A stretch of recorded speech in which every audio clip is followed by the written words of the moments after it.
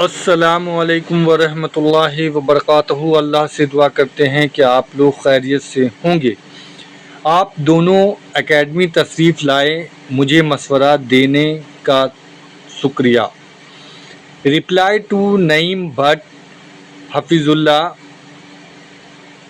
And Tasleem Sabri حفظ اللہ on their advice to engineer Muhammad Ali Mirza.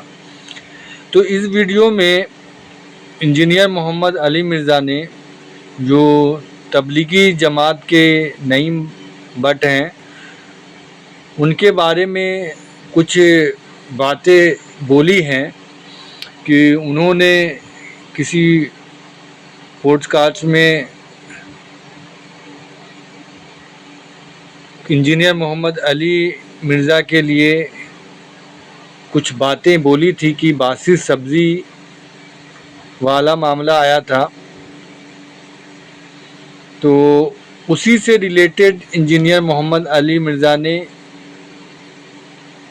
ابھی جو ہے اس ویڈیو میں ساری چیزیں جو ہے کلیئر کی ہیں، اور انہوں نے بتایا ہے کہ انہوں نے نعیم بٹ نے کس طریقے سے ان پر جو باتیں بولی تھی، اور اللہ سے ہم سب یہی دعا کریں کہ اللہ ہم سب کو ہدایت کا راستہ دکھائے، اللہ اور اللہ کے رسول کے بتائے ہوئے راستے پر ہم سب چلیں، اور ہم سب کو حق بات بولنے، حق بات سننے اور حق بات دوسرے تک پہنچانے کی توفیق عطا فرمائے۔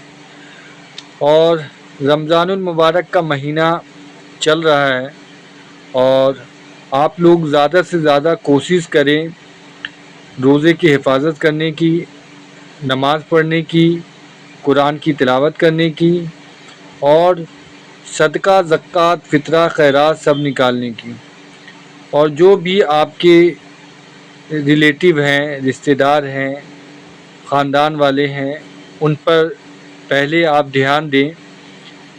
جن کے گھروں میں کچھ مسئلہ چل رہا ہے یا کوئی بھی دقت اور پریشانی ہے، تو ان کو پہلے آپ اپنے پڑوسی، پہلے خاندان والے کو، پھر پڑوسی کو، پھر اور تمام لوگوں کو جہاں تک آپ دے سکتے ہیں بالکل مدد کریں، اور اللہ ہم سب کے عبادتوں کو قبول فرمائے اور ہم سب کے گناہوں کو معاف فرمائے، آمین ثم آمین۔ کرنٹ افیئر نمبر 3، وہ ہمارے جو تبلیغی جماعت کے بڑے بھولے سے مولانا صاحب ہیں، نعیم بٹ صاحب حفظہ اللہ تعالی۔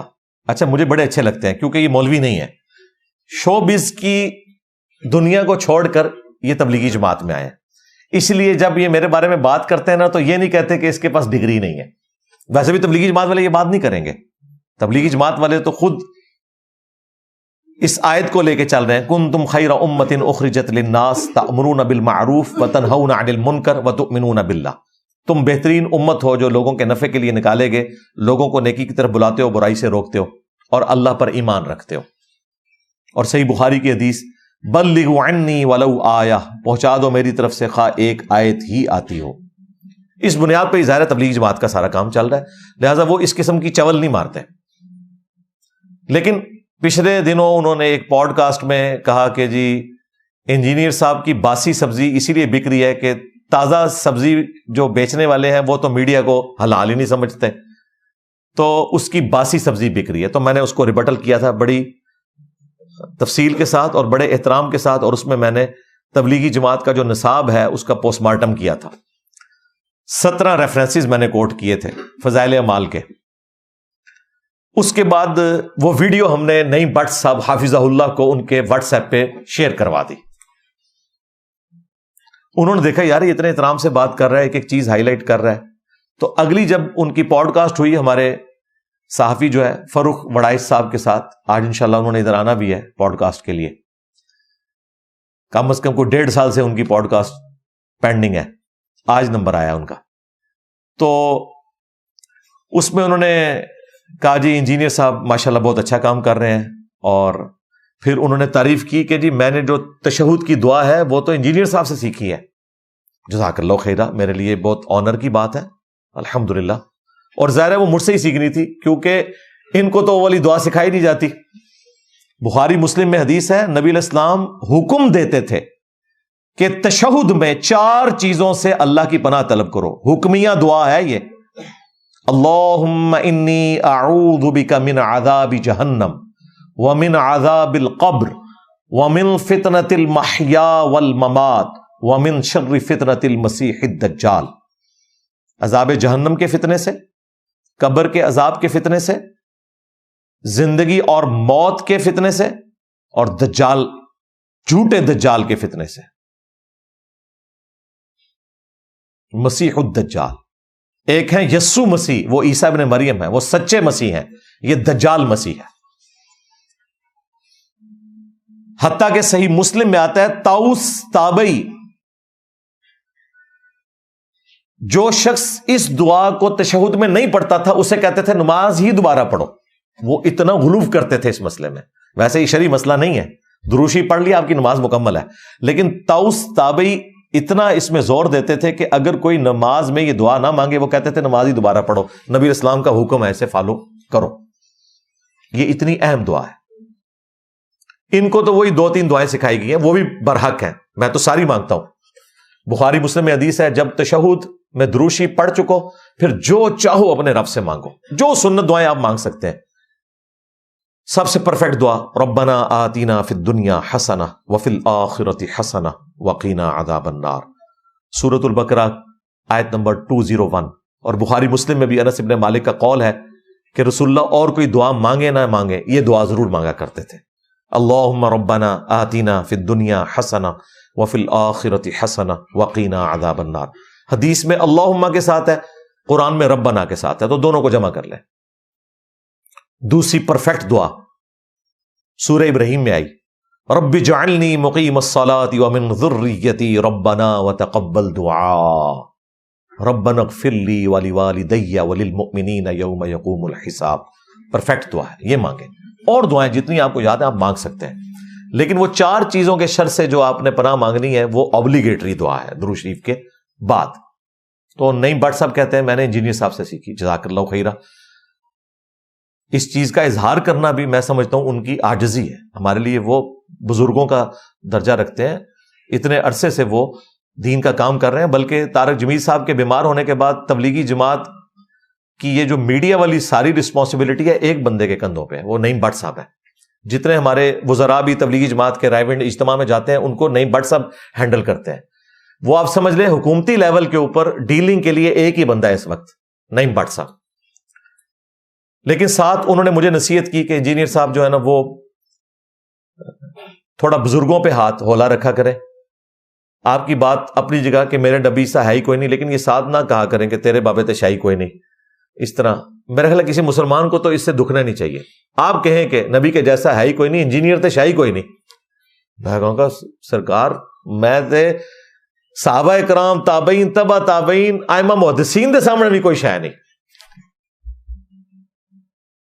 میرے لیے فخر کی بات ہے یہ کہ ہم ان کی لیگیسی کو آگے لے کے چل رہے ہیں. ہم ڈاکیے ہیں ان کے بھائی الحمدللہ. لیکن یہ ہمیں مجبوراً بٹ صاحب کہنا پڑتا ہے. جب ہم پڑھتے ہیں ایاک نعبد و ایاک نستعین اور آپ کی بھولی بھالی عوام آگے سے سلطان بہو کا شعر پڑھے، سن فریاد پیراں دیا پیرا میری فریاد سنی کن دھر کے ہو بیڑا وچ کپراں دے جتھے مچھ بھی نہ بہندے ڈردے ہو بیڑا تہاڈا ڈوب دیتا میں. عبد القادر جیلانی سے مدد مانگی ہوئی ہے سلطان بہو نے. پھر کہتے ہیں جی سلطان بہو کو قرآن نہیں آتا تھا. جی نہیں آتا تھا، لگتا تو یہی ہے. صحیح کہہ رہے ہیں آپ. میں قرآن کو مانوں یا سلطان بہو کو مانوں؟ جب تھوڑا سا دباتے کہتے ہیں نہیں لگتا کتاباں بدل گئی ہیں. چلو وہی کہہ لو یار، جان چھڑاؤ ساڑی. تو بابیا نے میری مجھ نہیں کھولی. بٹ صاحب ان کو پنجابی بھی اچھی سمجھ آئے گی. مسئلہ یہ ہے کہ یہ نبی اسلام کے مقابلے پہ کھڑے ہوئے ہیں. جو رسول اللہ کے وفادار ہیں وہ ہمارے وہ بابے ہیں جن کا ہم اتنا احترام کرتے ہیں. 1200 سال بعد امام بخاری امام مسلم کی کتابیں میں نے ٹیبل پہ رکھی ہوئی ہیں. میری کوئی رشتہ داری نہیں ان سے، ہاں روحانی رشتہ داری ہے، صرف رسول اللہ کی نسبت کی وجہ سے صلی اللہ علیہ وآلہ وسلم.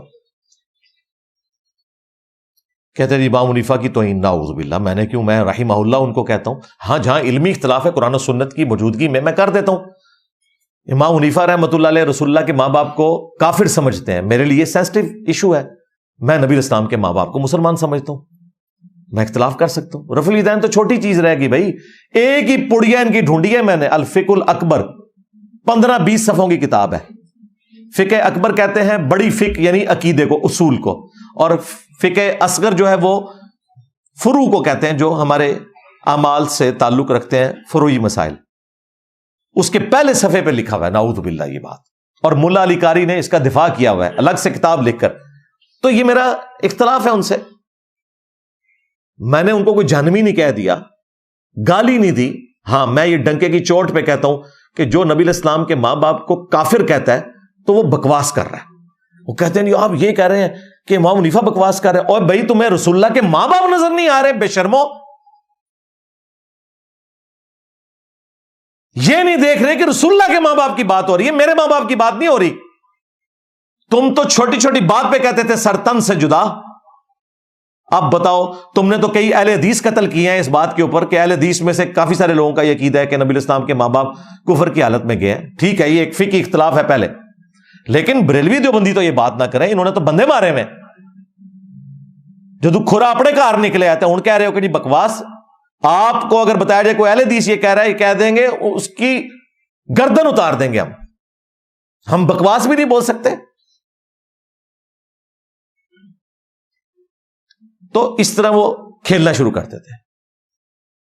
تقی عثمانی صاحب کا مذاق اڑاتا ہے. اور بھائی تقی عثمانی صاحب کے ساتھ ہم نے علمی اختلاف کیا ہے کہ اتنا بڑا مفتی ہو کے درس حدیث کے اینڈ پہ یہ واقعہ سنا رہا ہے کہ امام حنیفہ کو گناہ دھلتے ہوئے نظر آ جاتے تھے. حضرت امام ابو حنیفہ رحمۃ اللہ علیہ سے کے بارے میں منقول ہے, وضو کرتے تھے لوگ تو ان کو وضو کے پانی کے اندر لوگوں کے اعمال بہتے ہوئے نظر آتے تھے کہ یہاں پر اعوذ باللہ اس میں چوری نظر آ رہی ہے, اس میں جو ہے غیبت نظر آ رہی ہے, اس میں جھوٹ نظر آ رہا ہے. وہ چلتا ہوا نظر آتا. حضرت امام ابو حنیفہ رحمۃ اللہ علیہ کو اللہ تعالیٰ نے یہ کشف کا, اور اسی واسطے امام ابو حنیفہ کا مسئلہ کیا ہے کہ مائع مستعمل ناپاک ہے. وہ اسی لیے کہ آنکھوں سے دیکھ رہے تھے کہ وہ اس میں جو ہے گناہوں کی گندگیاں بہ رہی ہے, تو انہوں نے کہہ دیا کہ مائع مستعمل ناپاک ہے. اور کیوں؟ فضائل اعمال میں لکھا ہوا ہے. اللہ کے بندو اللہ سے ڈر جاؤ, اللہ تو ستار العیوب ہے, گناہوں کو چھپانے والا ہے. اچھا پھر اس میں دیکھیں ان سے بلنڈر کتنا بڑا ہوا ہے, وہ آپ نے غور نہیں کیا. وہ کہتے ہیں کہ وہ دیکھ لیتے تھے کہ یہ چوری جاری ہے, یہ چغلی جاری ہے, یہ فلاں چیز جاری ہے. اللہ کے بندو وضو کرنے سے گناہ کبیرہ نہیں معاف ہوتے, چھوٹے گناہ معاف ہوتے ہیں. چغلی اور چوری کرنا اور بدکاری کرنا یہ گناہ کبیرہ ہے. یہ تو وضو کیا غسل کرنے سے بھی معاف نہیں ہوگا, توبہ کرنے سے معاف ہوگا. لو سامو, امام حنیفہ کو کچھ نظر نہیں آتا تھا, کیونکہ اگر چغلی کرتا ہے کوئی شخص تو وہ وضو میں نہیں دھلے گی. یہ شرعی مسئلہ ہے, ان کو پتہ ہے. وضو سے صرف چھوٹے گناہ معاف ہوتے ہیں, بڑے گناہ توبہ سے معاف ہوتے ہیں. تو دیکھیں وہ چور اپنی لنگوٹی چھوڑ جاتا ہے, امام حنیفہ کے اوپر انہوں نے جھوٹ باندھا. اس سے بڑی بات, یہ پروٹوکول پیغمبروں کا ہے. وما کان اللہ لیطلعکم علی الغیب, اللہ کی یہ شان نہیں کہ تمہیں غیب پر اطلاع دے. ولکن اللہ یجتبی من رسلہ من یشاء, بلکہ اللہ اپنے رسولوں میں سے جسے چاہتا ہے چن لیتا ہے. اللہ کے بندو, بخاری مسلم میں حدیث ہے, غزوہ خیبر کے موقع پر ایک صحابی کو تیر لگا اور وہ شہید ہو گیا. مدعم اس کا نام تھا. صحابہ کرام نے کہا اسے شہادت مبارک ہو, نبی علیہ السلام کی سواری کا کجاوا کستا تھا. آپ نے فرمایا تم اسے شہادت مبارک کہہ رہے ہو, اور اللہ نے مجھے دکھایا کہ اس پر آگ کی چادر ڈال دی گئی ہے جو اس نے مال غنیمت سے چوری کی تھی. اللہ نے لحاظ نہیں کیا کہ کچھ بھی ہے تیرے محبوب کی امت سے ہیں. لو سامو, جو ڈائریکٹ امت تھا, صحابی تھا, آگ کی چادر پہنا دی گئی. صحابہ کرام گھروں کو دوڑے. اگر کسی نے رسی کا ایک چھوٹا سا ٹکڑا بھی بے قیمت سمجھتے ہوئے اٹھا لیا تھا, لا کے وہاں رکھا کہ ہماری پکڑ نہ ہو جائے. صحابہ کو تو وہ آگ کی چادر نظر نہیں آئی, نبی کو نظر آ گئی. ان کے بزرگوں کو قبر کے اندر کے حالات نظر آ جاتے ہیں, ان کے بزرگوں کو آخرت نظر آ جاتی ہے. نبی علیہ السلام کے صحابہ جو اس امت کے سردار ہیں, اگلی امتوں سے بھی افضل ہے, سیدنا ابو بکر, عمر, عثمان و علی رضی اللہ عنہم اجمعین وعلیہم السلام اجمعین, ان کو تو کچھ نظر نہیں آیا. اور پھر اس کا جو دوسرا پہلو ہے وہ بہت خطرناک ہے. بخاری مسلم میں حدیث ہے, قیامت والے دن اللہ تعالیٰ ایک گنہگار شخص کو اپنے قریب بلائے گا اور اللہ تعالیٰ اسے پردے میں کر لے گا باقی لوگوں سے، پھر سرگوشی فرمائے گا جیسا کہ اس کی شان کے لائق ہے. ہم اس کی مثال نہیں بیان کر سکتے. لیس کمثلہ شیء وہو السمیع البصیر. پھر اللہ تعالیٰ کہے گا تو نے دنیا میں فلاں گناہ کیا، وہ کہے گا یا اللہ کیا، فلاں کیا. رسول اللہ کہتے ہیں قریب ہے کہ وہ سمجھے گا کہ مارا گیا میں. اللہ تعالیٰ فرمائے گا دنیا میں بھی پردہ رکھا تھا نا، آج بھی پردہ رکھوں گا، بخش دیا.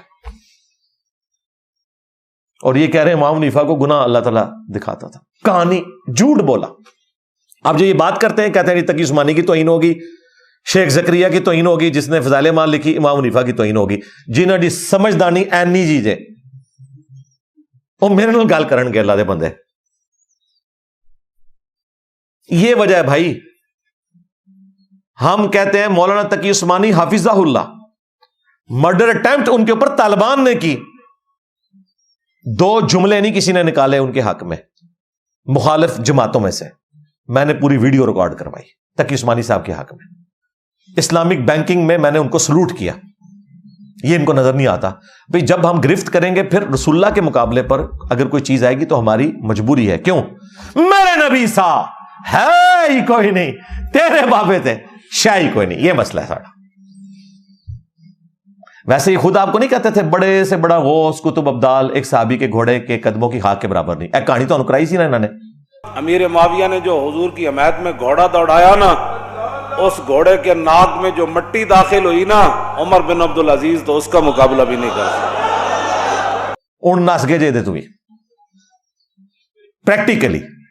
ویسے تو مانتے ہیں تم غوث قطب ابدال کو جانوروں کے پاؤں کی خاک سے بدتر سمجھو. میں تو کہہ رہا ہوں نبی کے جیسا آئی کوئی نہیں، تیرے بابے تشائی کوئی نہیں. میرا تو نعرہ بڑا سافٹ ہے.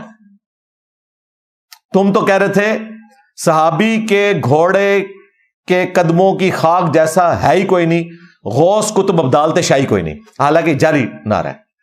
آج کا بھی کوئی مسلمان کسی صحابی کے گھوڑے کے قدموں کی خاک سے بدتر نہیں ہے. جانور کبھی بھی مؤمن سے اعلیٰ نہیں ہو سکتا. جامعہ ترمذی اور سنن ابن ماجہ میں حدیث ہے کہ ایک مؤمن کی حرمت کعبے سے بھی بڑھ کر ہے. تو اسی جانوروں لے کے بیٹھے ہو. یہ نعرہ بالکل غلط ہے. اپنا عزم کیا ہوا ہے. اور میرا سافٹ نعرہ میرے نبی سا ہے ہی کوئی نہیں، تیرے بابے تھے شاہی کوئی نہیں. جس بابے کو یہ برا لگے نا نعرہ تو سمجھ لیں وہ نبی کا ماننے والا نہیں. اور جس بابے کے ماننے والے کو برا لگے اس کے بارے میں سمجھ لیں وہ اپنے بابے کو رسول اللہ سے بڑا سمجھتا ہے. اور کیا مطلب ہے اس کا؟ اور تو کوئی مطلب نہیں نکلتا. تو نہیں بٹ صاحب کو میں آفیشلی دعوت دے رہا ہوں اپنی اکیڈمی میں کہ وہ جب بھی ان کو موقع ملے تشریف لائیں اور یہاں ہماری سیٹ پہ بیٹھیں، ہمیں درس دیں، اور جو انہوں نے ہمیں نصیحتیں کرنی ہیں وہ کریں. انشاءاللہ تعالی ہم بھی اپنا موقف ان کے سامنے رکھیں گے. یہ پیار محبت میں، یہ میں مناظروں کے لیے نہیں بلا رہا. آج میں پیار محبت کے معاملات ہی ساروں کی آفر قبول کر رہا ہوں.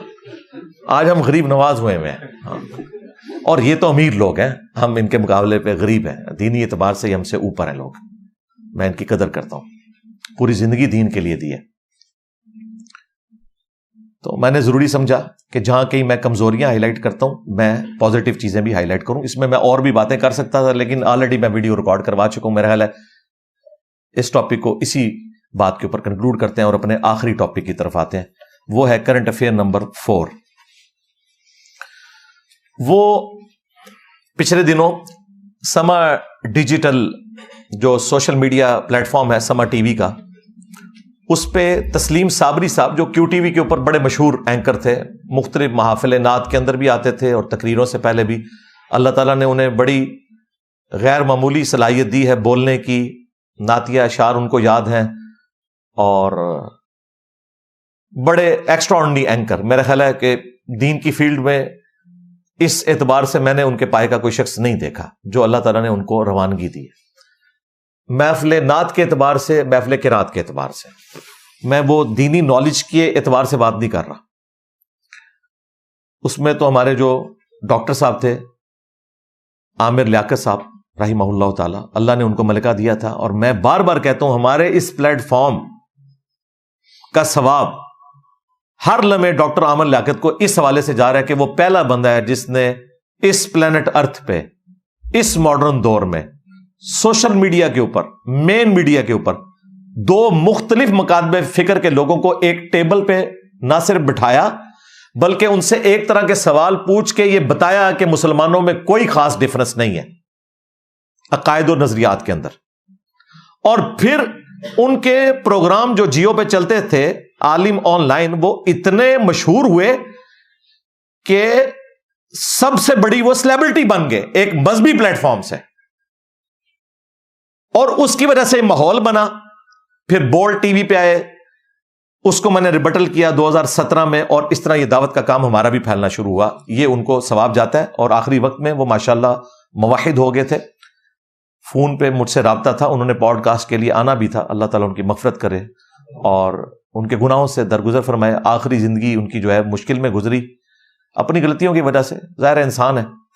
अल्लाह ताला उनकी नेकियों को और शिर्क से तौबा करने को उनके गुनाहों का कफारा बना दे, आमीन।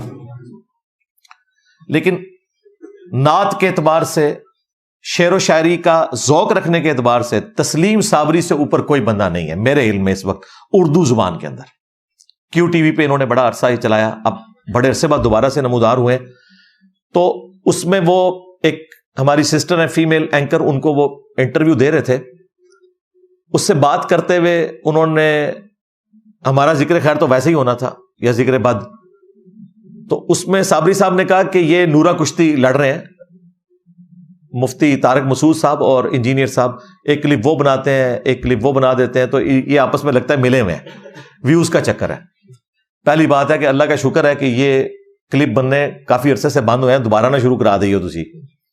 तो मुफ्ती साहब के मामले में भी अब मैं बहुत ज्यादा नरम हो चुका हूं, क्योंकि वो अब इतने सॉफ्ट हो गए हैं और वो अब अपने फिरके से निकल के भी कई चीजें एक्सेप्ट कर रहे हैं। तो वो उनका वो डंग था ना जो देवबंदियत वाला, वो काफी हद तक निकल गया।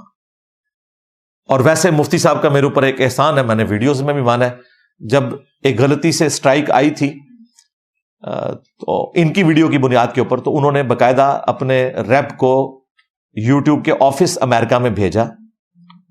अहमद भाई हैं अमेरिका में, हमसे राब्ते में रहते हैं, उनके एडमिन भी हैं, और वो बकायदा अपने डॉक्यूमेंट्स लेके गए और उन्होंने बताया कि भाई ये चैनल हमारा है, ये स्ट्राइक जिसने भेजी है वो कंपनी के थ्रू, बड़ा पक्का काम किसी ने किया था स्ट्राइक वाला, जो कंपनियां हायर की हुई हैं उनके थ्रू उसने मुफ्ती तारिक मसूद बन के स्ट्राइक भेजी थी। और ये फिर स्ट्राइक वैसे 90 दिन बाद तो उठ जानी थी, लेकिन मुफ्ती साहब की मेहरबानी है, उनसे हमने नादर अली के थ्रू राब्ता किया, अहमद के थ्रू, उन्होंने कहा कोई मसला नहीं है, हमने स्ट्राइक भेजी नहीं लेकिन मसला हम ही हल करेंगे।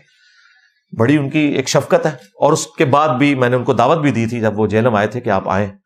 अभी भी यकीन करें, उनको अपने मौलवियों का डर ना हो तो हमारी मुलाकात में कोई चीज माने नहीं है, मैं आपको सही बता रहा हूं।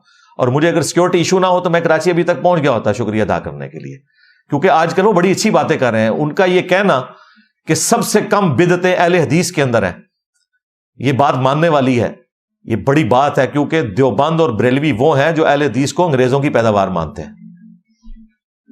हाँ, मलका विक्टोरिया की बाकियात मानते हैं, तो इसका मतलब है शैतानी लश्कर मानते हैं। खवारिज की एक जमात अल मोहन्नद में लिखा हुआ है, उससे पहले फतावा शामी में दुर्रे मुख्तार के हाशिए रद्दुल मुख्तार के अंदर खवारिज की जमात है, नाऊज़ु बिल्लाह। तो ये उनमें पॉजिटिव चेंज इस एतबार से आई है। तो ये मैं इसको बिल्कुल सेकंड नहीं करूंगा कि कोई व्यूज की गेम है, वो जनरली उस मौके को सही समझते थे, मैं जिसको समझता था, हमने यूट्यूब के ऊपर अपने सारे मामला चलाए। अब तो ये मामला ठंडा हो चुका है। दूसरा, जब एंकर ने पूछा कि इस मुआशरे के ऊपर आप क्या समझते हैं कि सबसे ज्यादा इंपैक्ट किस रिलीजियस बंदे का है, तो उन्होंने कहा वो इंजीनियर ही है। जज़ाकल्लाहु खैरा, आपने इस चीज को एक्सेप्ट किया। किसी के लिए इस किस्म के कलिमात बोलना ये बड़े जिगर गुर्दे का काम होता है। फिर एक बरेलवी बंदा मेरे बारे में बोले, मेरे बारे में तो अहले हदीस दो बोल मीठे बोलने के लिए तैयार नहीं है, तो बरेलवियों के बारे में तो आप सोच भी नहीं सकते।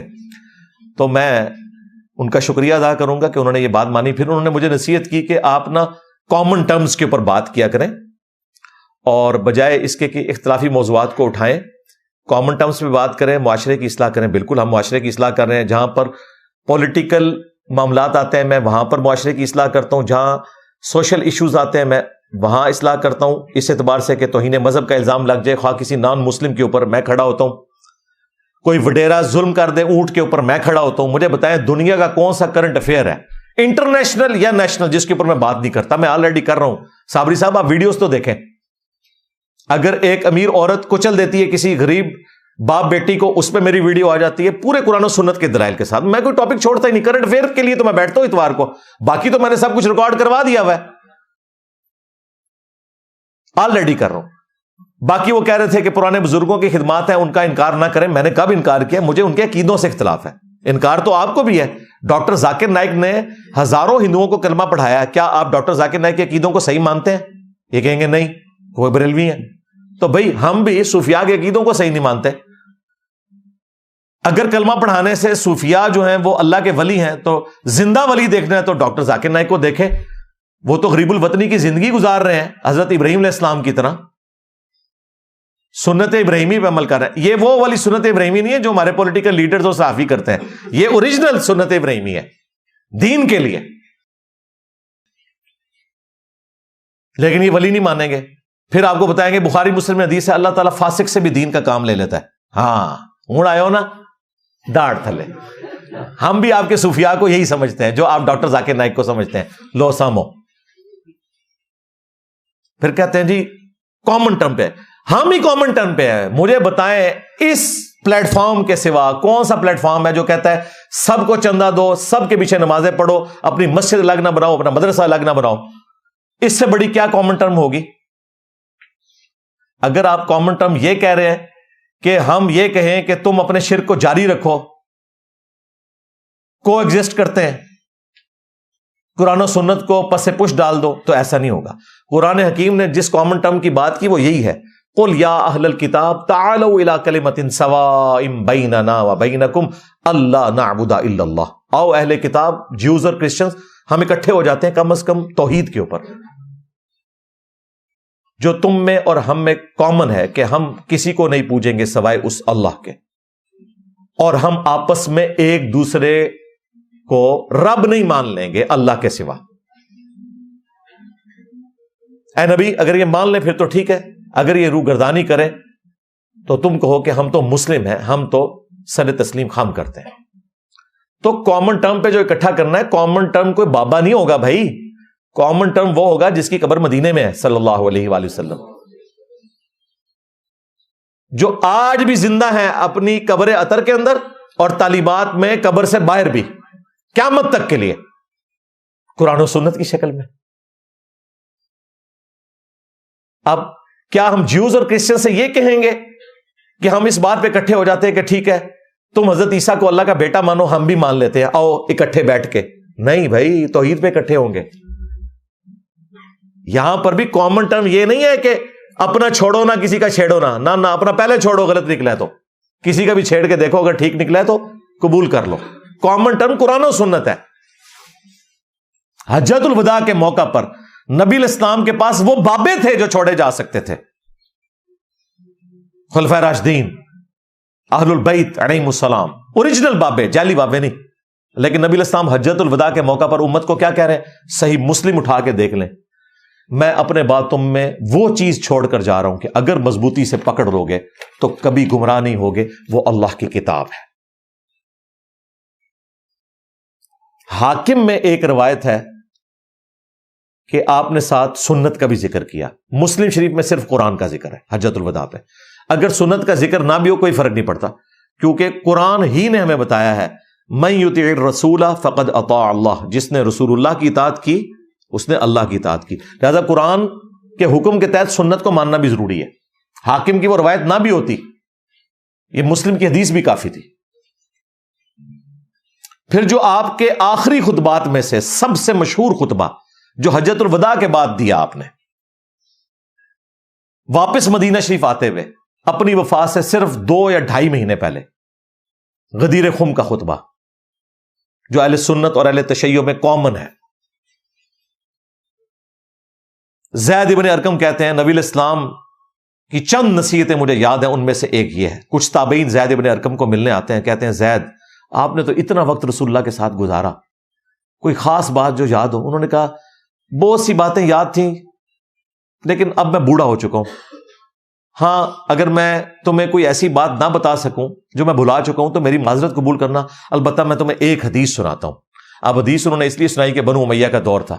انہوں نے کہا کہ مجھے یاد ہے آپ علیہ السلام نے اپنی وفات سے 2.5 مہینے پہلے مکے سے مدینے آتے ہوئے خم نامی گاؤں میں پڑاؤ کیا پانی کے لیے، اونٹ کے پالان کا ممبر لگایا گیا، 18 ذوالحجہ کی بات ہے۔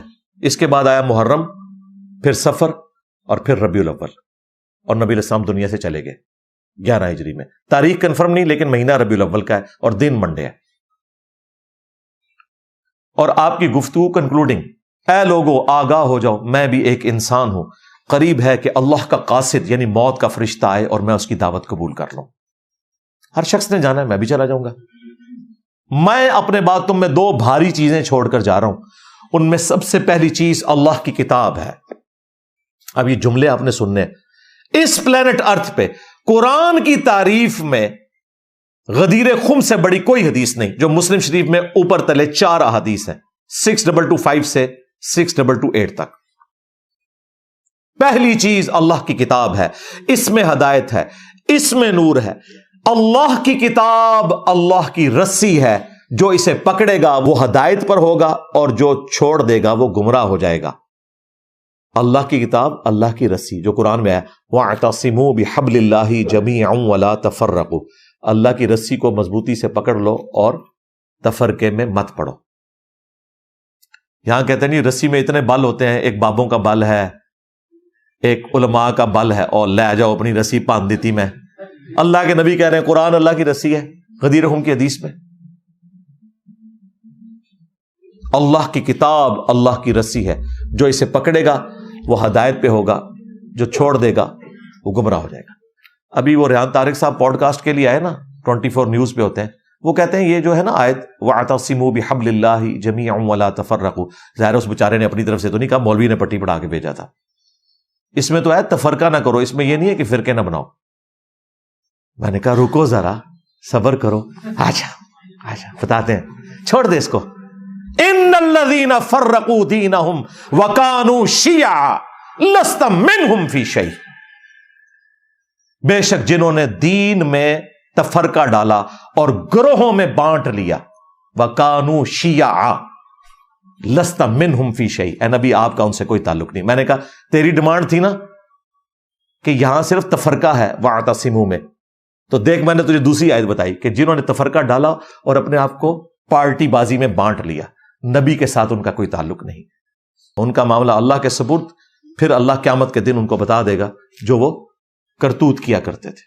پھر ان کو پتا چل گیا کہ واقعی قرآن میں، پھر میں سوچ رہا تھا بعد میں جب میں نے ریکارڈنگ دیکھی، میں نے کہا واہ میرے مالک، قرآن میں باطل داخل ہی نہیں ہو سکتا۔ مولویوں نے وَاعْتَصِمُوا بِحَبْلِ اللَّهِ جَمِيعًا وَلَا تَفَرَّقُوا کا معنی ہی بدل دیا۔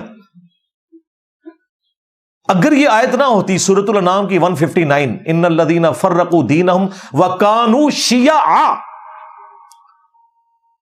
گروہوں میں بٹ گئے، تو میں اس کو جواب کیسے دیتا؟ واہ سبحان اللہ، پرفیکٹ کتاب ہے۔ سچ کہا میرے رب نے کہ باطل نہ اس میں آگے سے داخل ہو سکتا ہے، نہ پیچھے سے، نہ دائیں سے، نہ بائیں سے۔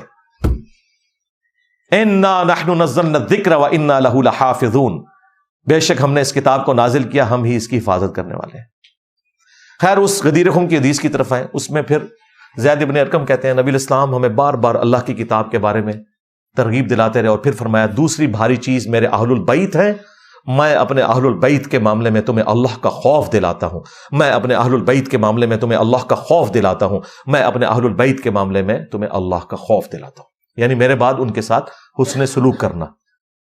لیکن افسوس امت بالکل الٹ چلی، نہ قرآن کو پکڑا نہ اہل بیت کو زندہ چھوڑا۔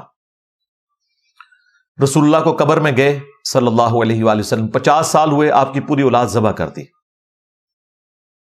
یہ پلیٹ فارم غدیر خم پہ کھڑا ہے، توحید قرآن کی بیان ہو رہی ہے زیرو ٹالرنس کے ساتھ، اتنی سخت توحید کے گلے پھاڑنے والے مولوی بھی کہہ رہے ہیں کہ انجینئر کیڑی توحید بیان کر رہے ہیں،